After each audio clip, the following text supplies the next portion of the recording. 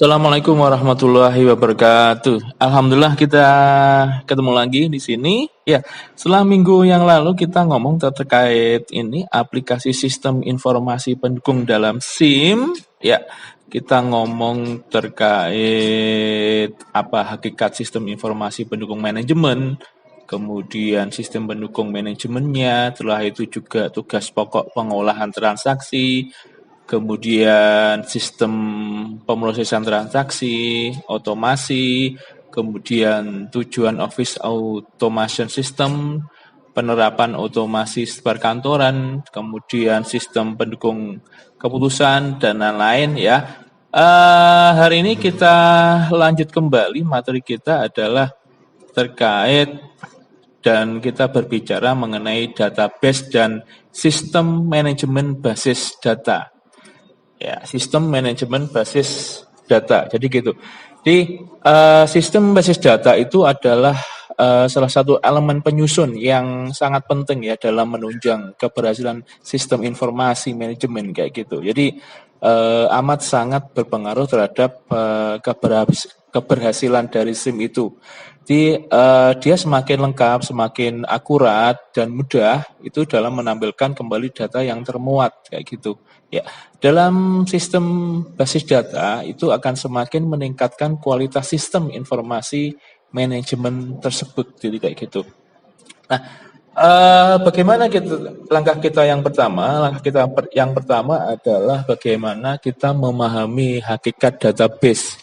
Ya, data itu menurut Raymond ya itu adalah sekumpulan baris fakta yang mewakili peristiwa yang terjadi pada organisasi atau pada lingkungan fisik sebelum diolah ke dalam format yang bisa dimengerti dan digunakan manusia. Jadi di sini adalah kita menyajikan fakta-fakta yang dialami atau terjadi atau sebuah peristiwa atau sesuatu yang dikerjakan. Kemudian hal itu dimasukkan di dalam database kayak gitu. Nah, selanjutnya Kenneth and Jen itu ngomong bahwa database itu adalah kumpulan fakta kasar yang menunjukkan kejadian yang terjadi dalam organisasi atau lingkungan fisik sebelum fakta tersebut diolah dan ditata menjadi bentuk yang dapat dipahami. Jadi hakikatnya adalah data itu adalah dia merupakan bahan mentah atau belum diolah. Artinya bahwa data ini perlu diolah sedemikian rupa sehingga bisa menjadi sebuah informasi yang valid dan bisa informasi itu untuk dilakukan atau istilahnya berpengaruh terhadap pengambilan keputusan sebuah organisasi. Jadi kayak gitu. Nah, kemudian basis data atau istilahnya di sini Kristanto ngomong bahwa basis data itu adalah kumpulan file yang saling berelasi. Artinya bahwa 1, 2, 3 itu dia bisa berkumpul menjadi satu, demikian. Jadi relasi ini ditujukan dengan kunci dari setiap file yang ada, kemudian digunakan dalam satu lingkup perusahaan atau instansi. Jadi kayak gitu. Ini terkait mengenai basis data. Nah, what is the meaning of database? Di sini ada beberapa macam kriteria dari database. Yang pertama, database itu ngomong adalah kumpulan informasi yang disimpan dalam komputer secara sistematik untuk memperoleh informasi dari basis data. Jadi di sini bisa dinyatakan bahwa data-data itu dikumpulkan menjadi sebuah informasi yang sistematik. Jadi kayak gitu. Nah, selanjutnya adalah database. Ini adalah representasi kumpulan fakta yang saling berhubungan, disimpan secara bersama untuk memenuhi berbagai kebutuhan. Jadi adalah kumpulan fakta ya. Jadi kumpulan peristiwa, kumpulan fakta yang terjadi kemudian dia diolah yang nantinya akan berubah menjadi sebuah informasi. Nah, berikutnya, database itu adalah merupakan sekumpulan informasi yang saling berkaitan pada suatu subjek tertentu untuk tujuan tertentu pula. Jadi ini sudah jelas karena dikumpulkan maka hal itu amat berguna untuk sebuah tujuan. Jadi kayak gitu. Nah, berikutnya database itu adalah susunan rekod data operasional lengkap dari suatu organisasi atau perusahaan yang diorganisasi dan simpan secara terintegrasi dengan menggunakan metode tertentu sehingga mampu memenuhi informasi yang optimal yang dibutuhkan oleh para penggunanya. Itu adalah database. Nah, perangkat untuk membuat database apa aja di sini sih bahasanya adalah database ini dibuat dan diolah dengan menggunakan suatu program komputer ya. Ini adalah software. Software itu adalah perangkat lunak. Software yang digunakan untuk mengelola dan memanggil query database disebut database management system atau sistem manajemen basis data. Ini kalau query nanti berarti kita ngomong nanti terkait apa access gitu ya, access. Mungkin lain kali bisa saya tunjukkan caranya menggunakan access. Kemudian dari misalnya laporan perorangan, misalnya laporan dosen mengerjakan ini. Kemudian laporan itu digabung dengan dosen-dosen yang lain, kemudian disimpulkan di dalam fakultas perguruan tinggi dan kemudian bisa dikirim ke Surabaya misalnya. Atau mungkin database itu dipanggil barang A, barang B, barang C, kemudian di mana itu yang mana yang paling laku, mana yang tidak laku dan lain sebagainya. Nah, semacam itu contoh saja gitu. Nah, selanjutnya adalah karakteristik database. Karakteristik database itu yang pertama adalah data yang sama dapat diakses secara serentak oleh beberapa pengguna untuk berbagai kegunaan yang berbeda. Jadi ini adalah gini, misalnya dalam sebuah perusahaan, dalam sebuah perguruan tinggi ya, ada satu komputer itu yang dia berperan sebagai server. Server itu dia adalah sebagai pengumpul dari data-data itu. Nah, pada proses ini kita bisa mengaksesnya melalui komputer yang lain. Tentu saja masih di dalam lingkup ruangan atau berbeda ruang, tetapi masih dalam satu local area network. Jadi hal itu masih bisa diakses ya. Jadi kayak gitu. Jadi ini amat bermanfaat dan membantu. Artinya apa? Kita tidak harus mencari ke komputer yang kita tuju itu tidak, tetapi dengan membuka komputer di ruang yang lain itu data itu bisa kita akses dan bisa kita gunakan. Nah, selanjutnya adalah data tidak tergantung pada struktur penyimpanan atau cara membaca data dari program aplikasi atau data bersifat transparan terhadap program aplikasi. Jadi ini sudah jelas bahwa cara penyimpanannya tidak tergantung dari sebuah aplikasi, artinya kita bisa mengambil datanya.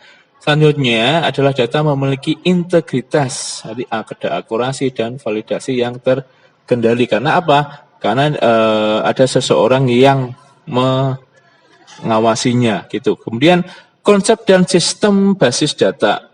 Jadi CJD ya ngomong bahwa sistem basis data itu adalah sistem terkomputerisasi yang tujuan utamanya adalah memelihara informasi dan membuat informasi tersebut tersedia saat dibutuhkan. Jadi itulah yang dimaksud dengan basis data menurutnya. Nah, selanjutnya yang lain ngomong bahwa sistem basis data itu adalah suatu informasi yang mengintegrasikan kumpulan dari data yang saling berhubungan atau satu dengan lainnya dan membuat tersedia untuk beberapa aplikasi yang bermacam-macam dalam suatu instansi atau lembaga. Jadi kumpulan dari data ya meskipun nanti membuat aplikasi yang berbeda tapi tidak masalah, data itu masih bisa diakses. Nah, konsep dari basis data itu adalah kumpulan dari catatan-catatan atau potongan pengetahuan tentang suatu lembaga atau suatu perusahaan ya gitu. Nah, Selanjutnya adalah kriteria basis data. Jadi kriteria basis data yang pertama adalah bersifat data oriented, jadi bukan program oriented. Jadi yang paling utama di sini adalah datanya. Jadi kayak gitu. Yang kedua, berarti basis kriteria basis data itu dapat digunakan dalam beberapa program aplikasi tanpa perlu mengubah basis datanya. Artinya kita tinggal menambahkan, kita tinggal mengambil data yang kita perlukan. Jadi kayak gitu. Misalnya bagian produksi diambil, nanti yang bagian pemasaran mengambil tetapi tanpa mengubah basis datanya kayak gitu. Apa butuhnya? Kita misalnya punya barang, kemudian barangnya laku, nah punya stok berapa? Bagian pemasaran berhubungan dengan bagian produksi misalnya kayak gitu. Nah, selanjutnya dapat berkembang dengan mudah, baik volume maupun strukturnya. Jadi ini sudah jelas gitu ya. Kemudian selanjutnya adalah dapat memenuhi kebutuhan sistem-sistem baru secara mudah. Artinya kalau data itu sudah ada, maka akan mempercepat dalam menggunakan hal-hal baru. Artinya ketika kita butuh sesuatu atau kita membuat sistem baru, kita enak aja tinggal mengambil datanya.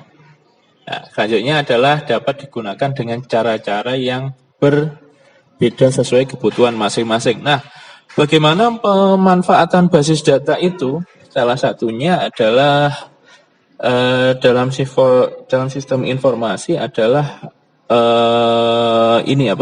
menyediakan informasi. Ini jelas bahwa memang basis data dibuat itu adalah untuk menyediakan informasi bagi sebuah lembaga atau perusahaan yang nantinya dapat digunakan untuk mengambil sebuah keputusan kayak gitu. Nah, berikutnya adalah menentukan kualitas informasi. Masih ingat kan bahwa suatu informasi itu dikatakan valid, itu ada 3 hal. Pertama, akurat, tepat waktu, dan relevan. Ini penting. Kemudian mengurangi duplikasi data. Nah, kalau datanya terpusat, maka tidak ada file-file yang sama. Ya, ini nanti akan berakibat rancu atau istilahnya update-nya berbeda. Oh, ini kok sudah diubah begini, ini berubah begini. Maka akan membingungkan bagi para pengguna itu. Setelah itu hubungan data dapat ditingkatkan, ini jelas. Jadi dengan adanya data ini mempermudah cara kerjanya. Selanjutnya adalah manipulasi data dengan cepat dan mudah. Manipulasi di sini adalah perubahan datanya bisa dilakukan secara cepat gitu. Ya. Kemudian efisiensi penggunaan ruang penyimpanan. Ini jelas karena sudah ada misalnya tempatnya terpusat gitu. Nah, berikutnya, kriteria sebagai basis data. Kriteria sebagai basis data yang pertama adalah data redundansi. Apakah data redundansi itu? Jadi data redundansi itu adalah penyimpanan item yang sama lebih dari satu lokasi fisik. Jadi umumnya suatu data tertentu itu hanya disimpan pada satu file, tetapi dapat dihubungkan dengan data pada file yang lain. Jadi data redundansi ini diharapkan bahwa tidak ada data atau file yang sama atau istilahnya tidak terjadi rangkap data. Ya. Jadi hal itu nanti akan mengakibatkan pemborosan penggunaan media penyimpanan. Jadi kayak gitu. Kemudian selanjutnya adalah data inkonsistensi. Data inkonsistensi ini adalah munculnya data yang tidak konsisten pada area yang sama atau beberapa file dengan kunci yang sama. Sehingga akibatnya nanti kalau ini terjadi adalah adanya akibat kesalahan dan dalam pemasukan data atau data entry-nya, atau juga yaitu bagaimana proses mengupdate data itu. Selanjutnya adalah data terisolasi. Data terisolasi di sini adalah disebabkan oleh pemakaian beberapa file basis data. Di program aplikasi yang digunakan itu tidak dapat mengakses file tertentu dalam sistem basis data. Jadi data terisolasi ini harus dihindari ya.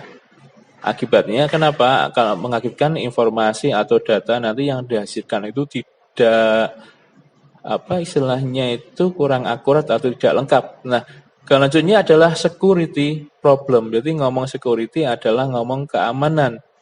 Ya, keamanan data dalam sistem basis data. Pada prinsipnya, file basis data itu hanya boleh digunakan oleh pemakai tertentu yang punya wewenang untuk mengaksesnya. Ini sudah saya contohkan dulu bagaimana seorang manajer pemasaran itu mempunyai hak untuk mengetahui semua hal. Sedang misalnya bagian promosi itu hanya hal-hal tertentu saja. Artinya bahwa manajer berkuasa penuh, manajer mengetahui hal-hal tertentu itu, tapi bagian yang lain yang di bawahnya itu hanya hal-hal tertentu saja yang wajib diketahui. Nah, jadi kayak itu mungkin untuk selamatnya ada semacam password bahkan lagi mungkin passwordnya harus berlapis-lapis jadi kayak gitu. Nah, selanjutnya adalah integrity problem. Integrity problem itu adalah berhubungan dengan unjuk kerja sistem ya. Jadi agar dapat melakukan kendali pada semua bagian sistem sehingga sistem itu selalu beroperasi dalam pengendalian yang penuh. Nah, selanjutnya kita ke model data. Model-model data ini ada 3, yaitu object based data model, ada record based data model, kemudian juga ada physical data model. Ya. Yang pertama object based data model ini adalah himpunan data dalam prosedur atau relasi yang menjelaskan hubungan logis antar data dalam suatu basis data yang berdasarkan objek data. Itu adalah object based data model. Kemudian kalau record, bagaimana? Record based data itu menjelaskan hubungan logis antar data dalam basis data dengan visualisasi ke dalam bentuk tabel. Jadi kayak gitu ya. Kemudian physical data model ini digunakan untuk menjelaskan kepada pemakai tentang cara-cara data dalam basis data itu disimpan dalam media penyimpanan yang digunakan secara fisik. Model ini lebih berorientasi pada mesin, jadi kayak gitu. Nah, jadi ini contohnya. Object based data ada beberapa macam, record based data ada beberapa macam, physical based data ada beberapa macam. Nah, kemudian ada struktur data, ada bit, byte untuk data, record, file, database, basis data. Hal-hal ini nanti mungkin bisa dicontohkan misalnya kita menggunakan Access. Access itu memang untuk membuat basis data ya. Di materi kita yang aplikasi komputer tidak kita berikan ya, karena memang lebih spesifik ke Office kayak gitu. Nah, kemudian elemen-elemen basis data itu ada apa aja? Di elemen-elemen basis data itu yang pertama adalah basis data. Basis data itu apa toh? Jadi basis data itu disebut juga sebagai koleksi data atau pustaka data. Ya, ini apa ya? Sekumpulan dari bermacam-macam tipe record yang mempunyai hubungan antar record, agregat data, kemudian rinci data terhadap suatu objek tertentu. Itu adalah basis data. Software itu adalah perangkat lunak. Artinya dalam suatu basis data terdiri dari 2 macam, yaitu database management system, kemudian database application software. Hardware ini adalah perangkat keras, artinya satu sistem basis data itu mempunyai komponen-komponen utama yang berupa CPU dan unit penyimpanan atau storage gitu. Media umumnya biasanya ada hard disk. Ya, kalau yang terbaru namanya, kalau dulu kan optik, kalau sekarang sudah ada SSD, itu lebih cepat dan lebih awet. Yang selanjutnya adalah brandware. Brandware itu adalah manusia itu sendiri. Artinya manusia merupakan elemen penting pada sistem basis data. Jadi kayak gitu. Nah, selanjutnya sistem manajemen basis data atau database management system ini merupakan suatu perangkat lunak atau program yang mengorganisasikan, mengategorikan, menyimpan, dan menampilkan kembali serta memelihara data dalam basis data yang memungkinkan bagi beberapa pemakai untuk mengakses data yang disimpan dalam basis data secara bersama-sama dengan menggunakan beberapa aplikasi. Ini sudah jelas, misalnya kita punya seswar, kita kemudian bisa mengakses data itu dari berbagai tempat tetapi masih di dalam satu lokasi kalau menggunakan LAN ya. Kalau misalnya kita upload di ini ya agak bermasalah kalau bisa dijebol gitu ya. Tapi kalau dalam satu ruangan maka bisa digunakan. Nah, tujuan pengembangan sistem basis data ini yang pertama adalah fleksibilitas, artinya memberikan kemudahan dalam menampilkan kembali basis data yang dipilih. Kemudian ada integritas itu sarana untuk selalu meyakinkan bahwa nilai-nilai data dalam sistem basis data itu benar, konsisten, dan selalu tersedia. Itu ada hanya keamanan, berarti melindungi data terhadap akses ilegal, misalnya recovery jika ada software yang problem atau ada masalah. Independensi itu adalah fisik, artinya cara menyimpan dan pengaksesan data dapat diubah tanpa membutuhkan perubahan dalam skema logis. Logis ini perubahan dua kebutuhan, misalnya dua kebutuhan user terhadap data dapat berubah. Kemudian yang selanjutnya adalah minimalisasi kerangkapan, artinya di sini dapat menimbulkan masalah dalam proses pengaksesan data media, penyimpanan yang sia-sia kayak gitu. Ada berbagi itu digunakan oleh pemakai yang berbeda dan menggunakan data yang sama. Selanjutnya relatabilitas, yaitu kemampuan untuk menetapkan hubungan logis antara type record yang berbeda dari file yang berbeda.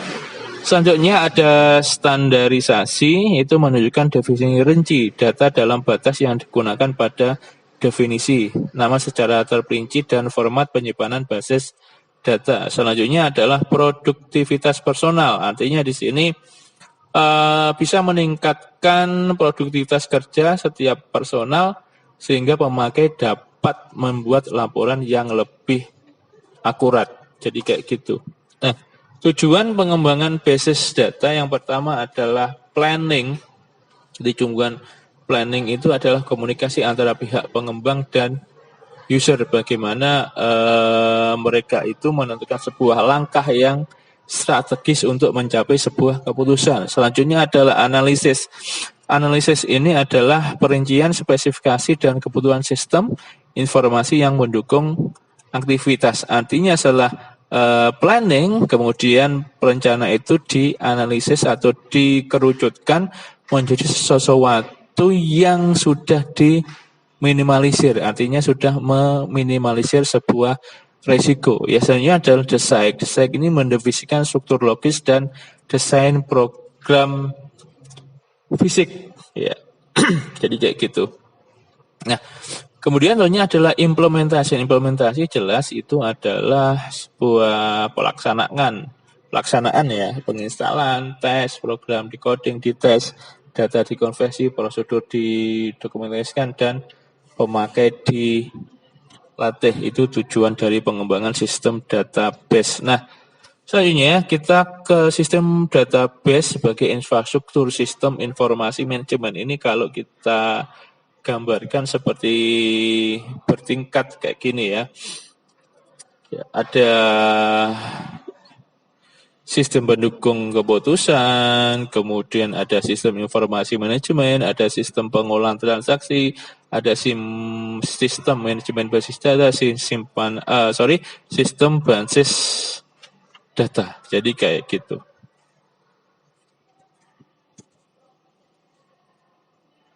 Jadi segitiga ini adalah organisasi sistem informasi. yang itu tadi sudah ada sistem pendukung keputusan, sistem informasi manajemen, sistem pengolahan transaksi, sistem manajemen basis, sistem basis data. Ya, oke baik. Untuk hari ini cukup ya. Terima kasih sekali atas perhatiannya. Mudah-mudahan bermanfaat. Ya, terima kasih.